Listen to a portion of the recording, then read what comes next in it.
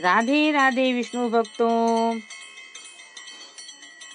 दोस्तों, आज हम आमल की एकादशी की कथा सुनाएंगे जो फागुन मास शुक्ल पक्ष को होती है। इसको रंगभरी एकादशी भी कहते हैं। दोस्तों, कथा सुनाने के पहले मैं आपसे कुछ कहना चाहती हूँ। आपने मेरा ये YouTube का चैनल सब्सक्राइब ना किया हो तो सब्सक्राइब कर लीजिए और इस कथा को ज़्यादा से ज़्यादा शेयर कीजिए, जिससे और लोगों को भी कथा का लाभ प्राप्त हो सके। यदि जिसके पास किताब ना हो तो ये वीडियो खोलकर पढ़ भी सकता है, सुन भी सकता है। चलिए, आज हम आमली की एकादशी कथा सुनाते हैं और आखिरी में बताएंगे इस एकादशी में भगवान विष्णु की कैसे पूजा करें। आमली की एकादशी फागुन शुक्ल पक्ष। सूत जी ने 88,000 ऋषियों को संबोधित करते हुए कहा, हे ऋषियों, एक बार की बात है, महान राजा मानधाता ने वशिष्ठ जी से पूछा, हे वशिष्ठ जी, यदि आप मुझ पर प्रसन्न हैं तो ऐसे व्रत की कथा कहिए जिससे मेरा कल्याण हो। महर्षि वशिष्ठ जी बोले, हे राजन, सब व्रतों में उत्तम और अंत में मोक्ष देने वाला आमल की एकादशी का व्रत है। राजा मानधाता ने कहा, हे मुनिवर, इस आमली की एकादशी के व्रत की उत्पत्ति कैसे हुई? इस व्रत के करने की क्या विधि है? हे वेदों के ज्ञाता, कृपा करके इसका सब विवरण मुझसे विस्तार पूर्वक कहें। मुनि वशिष्ठ जी ने कहा, हे नृप श्रेष्ठ, मैं तुम्हारे समक्ष विस्तार से इस व्रत का वर्णन करता हूँ। ये व्रत फागुन माह शुक्ल पक्ष में होता है। इस व्रत के फल के से समस्त पाप नष्ट हो जाते हैं। इस व्रत का पुण्य 1000 गोदान के फल बराबर है। आमल की यानी आंवले की महत्ता उसके गुणों से अतिरिक्त इस बात में भी है कि इसकी उत्पत्ति भगवान विष्णु के श्रीमुख से हुई है। अब मैं आपको एक पौराणिक कथा सुनाता हूँ, उसे ध्यान पूर्वक सुनिए। वैदिक नामक एक नगर था। उस नगर में ब्राह्मण, वैश्य, क्षत्रिय, शूद्र चारों वर्ण आनंद पूर्वक रहते थे। नगर में सदैव वेद ध्वनि गूंजा करती थी।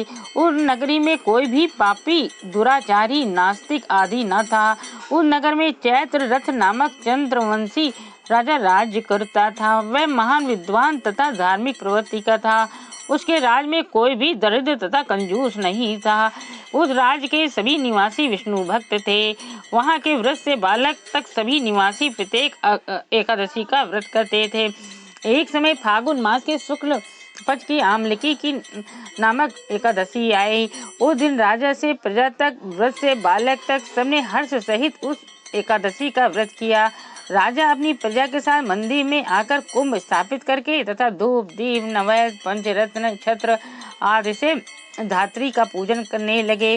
वे सब धात्री की इस प्रकार स्तुति करने लगे, हे धात्री, आप ब्रह्म स्वरूपा हैं।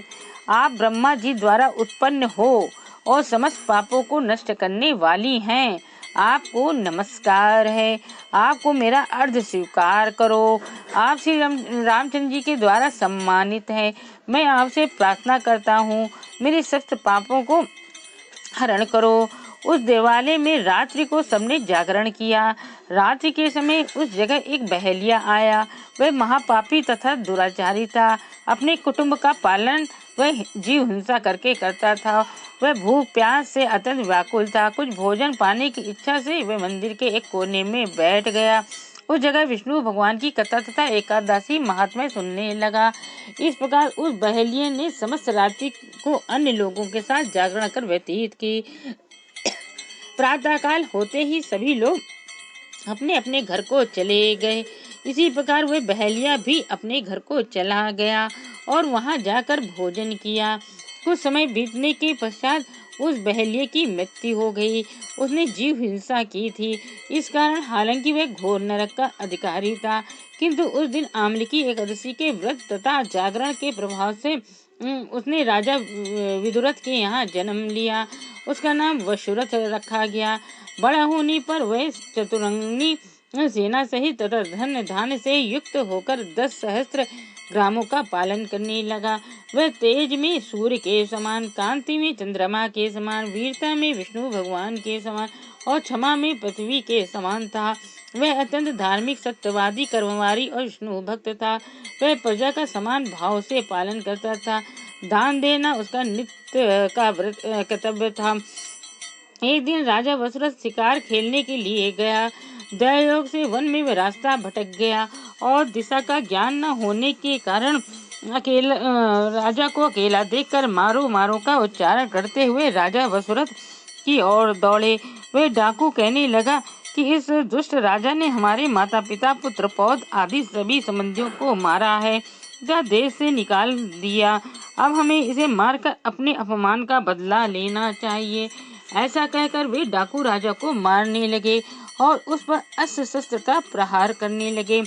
उनके अस्त्र शस्त्र राजा के शरीर पर गिरते ही नष्ट हो जाते और राजा को पुष्पों के समान प्रतीत होते थे। कुछ देर बाद विधाता की करनी ऐसी हुई कि उन डाकुओं के अस्त्र शस्त्र उन पर उल्टा प्रहार करने लगे, जिससे वे मूर्छित हो गए। उस समय राजा के शरीर से एक दिव्य देवी प्रकट हुई। वह देवी अत्यंत सुंदर थी तथा सुंदर वस्त्रों आभूषण से अलंकृत थी। उसकी भ्रुकुटी टेढ़ी थी। उसकी आंखों से लाल लाल अग्नि निकल रही थी। वह उस समय काल के समान प्रतीत होती थी। उसने देखते ही देखते उन सभी डाकुओं को काल के गाल में पहुंचा दिया।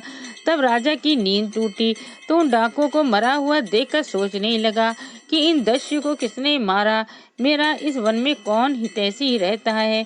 तब राजा वसुरथ ऐसा विचार कर रहा था, तभी आकाशवाणी हुई, हे राजन, इस संसार में विष्णु भगवान के अतिरिक्त तेरी रक्षा कौन कर सकता है।